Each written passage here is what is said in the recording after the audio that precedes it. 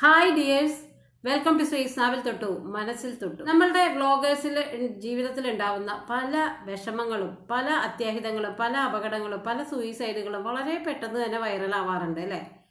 Unnivava vlogs എന്ന് പറയുമ്പോൾ നമ്മളുടെ ചിന്തയിൽ ഏറ്റവും അധികം വരുന്നത് മല്ലു ഫാമിലി ആയിട്ടുള്ള അവരുടെ റിലേഷനും സ്നേഹബന്ധവും അത് ചില വിവാദങ്ങളിൽ ഉൾപ്പെട്ടതും അങ്ങനെയൊക്കെയാണ് നമ്മൾ അവരെ കൂടുതൽ അറിയാനിടയായത്. ഒരമ്മയും രണ്ട് പെൺകുട്ടികളും വളരെ ക്യൂട്ടായിട്ട് തോന്നുന്ന ഒരു ഫാമിലി. ഈയിടെ അവരുടെ അച്ഛൻ ആത്മഹത്യ ചെയ്തു. അദ്ദേഹം ഒരു പ്രവാസിയായിരുന്നു. ഒരു പ്രവാസിയല്ല, ഒരു നോർമലായിട്ടുള്ള ആളുകളാണ് നമ്മളുടെ സമൂഹത്തിൽ. ഒരു കുടുംബനാഥൻ ആത്മഹത്യ ചെയ്താൽ നമ്മൾ ഇവൻ മരിച്ചത് എൻ്റെ വീട്ടിലുള്ള പെണ്ണുങ്ങളുടെ പിടിപ്പുകേട് കൊണ്ടാണോ എന്നുള്ള ഒരു മലയാളിയുടെ ആ ക്ലീശേ ചിന്തകൾ തന്നെയാണ് ആദ്യം തന്നെ പലരും ആ കുടുംബത്തിൻ്റെ നേർക്ക് വിരൽ ചൂണ്ടാനായിട്ട് ഇടയാവുക. അപ്പോൾ അവരുടെ മാനസികമായിട്ടുള്ള നിലയൊക്കെ ഒന്ന് റിക്കവർ ആവാനായിട്ട് കുറച്ച് ദിവസം എടുത്തു. അവരുമായിട്ട് വന്നിട്ടുണ്ട്. അവർ ശരിക്കും ഒരു സൈബർ ബുള്ളിയിങ്ങിന് വിധേയരായിട്ടുള്ള 3 സ്ത്രീകളാണ്. ആ സ്ത്രീ, അതായത് ഈ കുട്ടികളുടെ അമ്മ, വളരെ സങ്കടത്തോടു കൂടി ചില കാര്യങ്ങൾ ഇന്ന് വെളിപ്പെടുത്തുന്നുണ്ട് കേട്ടോ. അവരുടെ ദാമ്പത്യ ബന്ധത്തിൽ തുടക്കത്തിൽ നല്ല കല്ലുകടികൾ ഉണ്ടായിരുന്നു. അതിപ്പോൾ ഒരു 18 വയസ്സും ഇദ്ദേഹം ഒരു 14-15 വയസ്സിന് മൂത്ത ആളും ആവുമ്പോൾ അവരുടെ തീർത്തും ഇമ്മച്ചുറായിട്ടുള്ള ആ ഒരു പ്രകൃതവും ഒരു 12-14 വയസ്സിന് മൂത്ത ഒരാളുടെ നല്ല മെച്ചുറായിട്ടുള്ള ഒരു പ്രകൃതവും തമ്മിലുള്ള വ്യത്യാസങ്ങൾ, ഇയാൾ പക്വത പഠിപ്പിക്കാനായിട്ട് ശ്രമിക്കും, ആ കുട്ടിത്തം കാണിക്കാനായിട്ട് ശ്രമിക്കും. ഇതിൻ്റെ ഇടയിൽ വില്ലന്മാരാവുന്നത് ശരിക്കും ഇവരുടെ ഭർത്താവിൻ്റെ വീട്ടുകാർ തന്നെയായിരിക്കും. നന്നായി അടിച്ച് പഠിപ്പിച്ചു കൊടുക്കണം എന്നുള്ള ആ ഒരൊറ്റ വാക്കിൽ അയാൾ വിചാരിക്കും ഈ ദാമ്പത്യ ബന്ധത്തിൽ ഈ പെണ്ണിനെ ഒന്ന് മെച്യൂരിറ്റി ആക്കാനായിട്ട് 4 എണ്ണം കൊടുത്താൽ മതി, ചെറിയ കുട്ടിയല്ലേ. അന്നത്തെ അടിയുടെ ഒരുപാട് സൈഡ് എഫക്റ്റ് അവരിപ്പോഴും അനുഭവിക്കുന്നുണ്ട് എന്നുള്ളതാണ്. അവരുടെ ചെവിവേദന, തലവേദന, അങ്ങനെയൊക്കെയുള്ള സൈഡ് എഫക്റ്റ് അന്ന് ആ ചെറിയ പ്രായത്തിൽ അവർക്ക് ദാമ്പത്യ ബന്ധത്തിൽ നിന്നുണ്ടായ കല്ലുകടികൾ. ഇനി ഇദ്ദേഹത്തിൻ്റെ സ്വഭാവത്തിൻ്റെ പ്രത്യേകതകൾ ഇവർ പറഞ്ഞു വെക്കുന്നുണ്ട്. ഇദ്ദേഹം വളരെ വാശിയുള്ള ആളാണ്. അതാത് കാര്യങ്ങൾ അപ്പം മനസ്സിൽ സേവ് ചെയ്ത് സൂക്ഷിച്ച് പക ഊട്ടി വെക്കുന്ന ഒരു സ്വഭാവമുള്ള ആളാണ്. അതപ്പം മറന്ന് വീണ്ടും ജീവിതത്തിലേക്ക് കൊണ്ടുപോകും. ദുരഭിമാനിയായിട്ടുള്ള ആളാണ്. അവരത് അഭിമാനിയാണെന്ന് പറയുന്നുണ്ടെങ്കിലും ഒരു ജോലി പോകുമ്പോൾ കുടുംബത്തിൻ്റെ മുമ്പിലും സമൂഹത്തിൻ്റെ മുമ്പിലും എൻ്റെ വില എങ്ങനെയായിരിക്കും, അടുത്തൊരു ജോലി എന്നുള്ള ഓപ്ഷനിൽ പോകുന്നതിന് പകരം അദ്ദേഹം ഇങ്ങനെ മിഥ്യാബോധത്തിൽ ദുരഭിമാനം കൂടുതൽ ചിന്തിക്കുന്ന ഒരാളാണ്. ഇനി ഇവരുടെ സാമ്പത്തിക ഇടപാടുകൾ പരിശോധിക്കുമ്പോൾ സ്വാഭാവികമായിട്ട് വീട്ടിൽ, അതായത് നാട്ടിലുള്ള ഭാര്യയും മക്കളും കൂടുതൽ ചിലവഴിക്കുന്നു. നമ്മൾ കൊടുക്കുന്നതൊക്കെ ഇവർ എന്ത് ചെയ്യുന്നു, ഇത്ര രൂപ ഞാൻ കൊടുക്കുന്നുണ്ടല്ലോ എന്നൊരു കണക്കായിരിക്കും ഓരോ പ്രവാസിയായിട്ടുള്ള ഗ്രഹനാഥന്മാരും സൂക്ഷിക്കുക.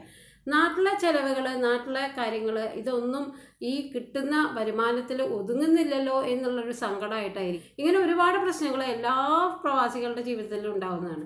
ഇവരെ സംബന്ധിച്ചിടത്തോളം ഇവർ 4 വർഷമായിട്ട് യൂട്യൂബിലെ വ്ളോഗേഴ്സാണ്. അവർക്ക് പ്രൊമോഷനായിട്ട് കുറച്ച് പൈസ കിട്ടുന്നുണ്ട്. അപ്പോൾ ഈ കുടുംബനാഥൻ ഇവർക്ക് അയച്ചു കൊടുക്കുന്നത് ആകെ 25,000 രൂപയാണെന്ന് ഇവർ പറഞ്ഞു വെക്കുന്നുണ്ട്. പ്ലസ് ഹൗസിംഗ് ലോണിന് ഒരു 13,000 രൂപയും.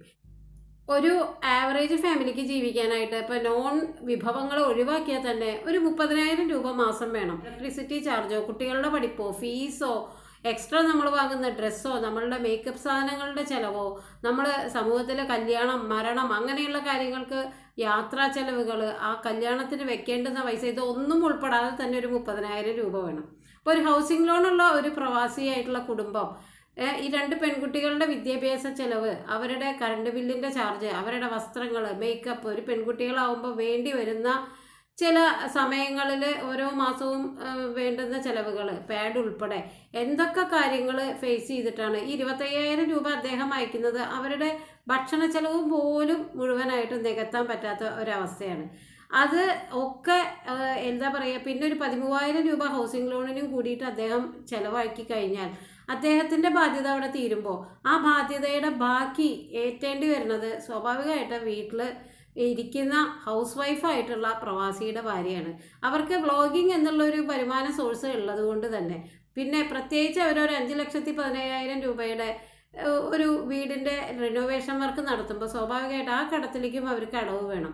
അപ്പോൾ പ്രവാസിയായിട്ടുള്ള ഭർത്താവ് അവിടെ കിടന്നുരുക്കുന്നതിൻ്റെ 10 ഇരട്ടി പ്രവാസി അല്ലാത്ത കുടുംബനാഥയായിട്ടുള്ള ഭാര്യ ഇവിടെ കിടന്ന് ഒരു മാസം ചക്രശ്വാസം വലിക്കേണ്ടി വരും. എന്നാൽ മാത്രമാണ് ആ കുടുംബജീവിതം മുന്നോട്ട് പോവുള്ളൂ. അപ്പോൾ അദ്ദേഹത്തിനേക്കാൾ കൂടുതൽ മെൻ്റൽ പ്രഷർ അനുഭവിക്കുന്നത് അസുഖങ്ങളിലൂടെയും കാര്യങ്ങളിലൂടെയും ഒക്കെ പോകുമ്പോഴും ഈ അമ്മയാണ്. ഈ 2 പെൺകുട്ടികളുടെ ഓരോ കാര്യങ്ങളും അവർ പ്രൈവറ്റ് ആയിട്ടുള്ള മാറ്റേഴ്സൊക്കെ ആരോടാ പറയും, അമ്മ എനിക്കിത് വേണം, അമ്മ എനിക്കിത് വേണം. ബസ്സൂലിക്കായാലും ഫീസായാലും എല്ലാം നികത്തുന്നത് സത്യം പറഞ്ഞാൽ ഇവരുടെ അമ്മയാണ്. ഇപ്പം നമ്മൾ പുറമേ നിന്ന് ഗൾഫുകാരൻ ഭർത്താവ് അയക്കുന്ന പൈസ അതേ 3 സ്ത്രീകളും കൂടി അനാവശ്യമായിട്ട് ചിലവഴിച്ചിട്ടാണ്, അതാണ് അവരുടെ വീടിൻ്റെ പ്രശ്നം എന്നൊക്കെ പറയുന്നവർക്ക് ഈ പ്രശ്നങ്ങളുടെ നേർക്കാഴ്ചയിലേക്ക് ഇറങ്ങി ചെല്ലുമ്പോഴാണ് അതിൻ്റെ ഏറ്റവും ഭീകരമായിട്ടുള്ള കാര്യം മനസ്സിലാവുക എന്നുള്ളതാണ്. എക്സ്ട്രാ ഇവർ 5,15,000 രൂപയുടെ വീടിൻ്റെ റിനോവേഷൻ വർക്ക് അല്ലെങ്കിൽ ഇൻറ്റീരിയറൊക്കെ നടത്തി അതിമനോഹരമാക്കിയിട്ടുണ്ട്. അവരുടെ ഭർത്താവ് വെറും 75,000 രൂപയാണ് സംഭാവന ചെയ്തിട്ടുള്ളതെന്ന് പറയുന്നുണ്ട്. സ്വാഭാവികമായിട്ട് മാസത്തിൽ ഒരു 40,000 രൂപ മാത്രം വീട്ടിലേക്ക് ചെലവഴിക്കുന്നു എന്നുള്ളത് അവർ വളരെ കുറവായിട്ടാണ് പറഞ്ഞത്. പക്ഷേ ആ ഒരു പ്രവാസിയെ സംബന്ധിച്ചിടത്തോളം അത് അത്ര ചെറിയ തുകയാണെന്ന് എനിക്ക് തോന്നുന്നില്ല. ഈവൻ അദ്ദേഹത്തിന് ഒരു 70,000 രൂപ ഉണ്ടായിരുന്നു സാലറി എന്ന് ഇവരിപ്പോൾ പറയുന്നുണ്ടെങ്കിൽ പോലും ഒരു പ്രവാസി അവിടെ ചിലവാക്കുന്ന, പ്രത്യേകിച്ച് ഒരു ബാച്ചിലർ, ഒരു ഫാമിലിയൊന്നും ഇല്ലാത്ത ഒരാൾ ഒരു ബാച്ചിലർ പാർട്ടി എന്നുള്ള രീതിയിൽ ആഴ്ചയിൽ ഒരു ഒത്തുകൂടൽ വേണം. പിന്നെ മെഡിക്കൽ ചിലവുകൾ നമ്മൾ വിചാരിക്കുന്നതിൻ്റെ ആ ഒരു കാര്യം, മെഡിക്കൽ കാർഡ് ഉണ്ടെങ്കിൽ പോലും, എന്ത് പോളിസി ഉണ്ടെങ്കിൽ പോലും എക്സ്ട്രാ നമ്മൾക്ക് തീർച്ചയായിട്ടും ഹോസ്പിറ്റൽ ചിലവുകൾ ഉണ്ടാവും. പിന്നെ കുടിക്കുന്ന വെള്ളം വരെ നമ്മൾ പൈസ കൊടുത്ത് വാങ്ങേണ്ട ഒരു ഗതികേടിലാണ് ഓരോ പ്രവാസിയും. പിന്നെ അയാൾ താമസിക്കുന്ന വീടിൻ്റെ റെൻറ്റ്, അയാൾക്ക് എന്തെങ്കിലും എക്സ്ട്രാ കുറച്ച് ഫ്രൂട്ട്സ് വാങ്ങണമെങ്കിൽ, ഒരു ജോഡി ഡ്രസ്സ് വാങ്ങണമെങ്കിൽ, ചെരുപ്പൊന്ന് തേഞ്ഞ് പൊട്ടിയാൽ ആ ചെരുപ്പ് വാങ്ങണമെങ്കിൽ ഒക്കെ അയാളുടെ കയ്യിൽ നിന്ന് അയാൾ പൈസ എടുക്കേണ്ടി വരും. അപ്പോൾ നമ്മൾ ഈ 70,000 രൂപ കിട്ടിയ ആൾക്ക് വെറും 40,000 രൂപയെ വീട്ടിലെത്തിച്ചിട്ടിരുന്നുള്ളൂ എന്ന് അവർ പറയുന്നതിൽ മാത്രം ഞാൻ സമ്മതിക്കില്ല. കാരണം ആ 30,000 രൂപ അയാൾക്ക് അവിടെ ജീവിക്കാനായിട്ട് വേണ്ട തുക തന്നെയാണ്. ഒരു മനുഷ്യൻ എന്നുള്ള നിലയിൽ അയാളുടെ നീഡ്സൊക്കെ സാറ്റിസ്ഫൈ ചെയ്യണമെങ്കിൽ തീർച്ചയായിട്ടും ഇന്നത്തെ കാലത്ത് പ്രവാസത്തിലായാലും നാട്ടിലായാലും അത് ആവശ്യമാണ്. 2 പെൺകുട്ടികളും അമ്മയും അടങ്ങുന്ന ആ കുടുംബത്തിനെ ഇനി ആര് നോക്കും, അവർക്ക് ആരുണ്ടെന്ന് ചിന്തിക്കാതെ ഭർത്താവ് പോയല്ലോ എന്നുള്ള ഇവരുടെ മാനസികമായിട്ടുള്ള ടെൻഷൻ സാമൂഹ്യ മാധ്യമങ്ങളിൽ നിറഞ്ഞു നിൽക്കുന്ന ഒരു വ്യക്തികൾ എന്നുള്ള നിലയ്ക്ക് തങ്ങളുടെ അച്ഛൻ പ്രവാസിയായിട്ടുള്ള ഒരു ഗൃഹനാഥൻ മരിച്ചപ്പോൾ ഇത് ഞങ്ങളുടെ കുറ്റമായിരുന്നില്ല, ഇതൊക്കെയായിരുന്നു ഞങ്ങളുടെ ജീവിതം, ഞങ്ങളുടെ ഫിനാൻഷ്യലായിട്ടുള്ള സൈഡ് ഇങ്ങനെയായിരുന്നു, ഞങ്ങളുടെ ദാമ്പത്യത്തിൻ്റെ സൈഡ് ഇങ്ങനെയായിരുന്നു, ഞങ്ങളുടെ കാര്യങ്ങളൊക്കെ ഇങ്ങനെയായിരുന്നു എന്ന് പറഞ്ഞ് ബോധ്യപ്പെടുത്താൻ തത്രപ്പെടുന്ന 3 സ്ത്രീകളുടെ നിസ്സഹായ അവസ്ഥയുണ്ടല്ലോ. ഇത് ശരിക്കും നമ്മുടെ സമൂഹത്തിൻ്റെ ശാപമാണ്.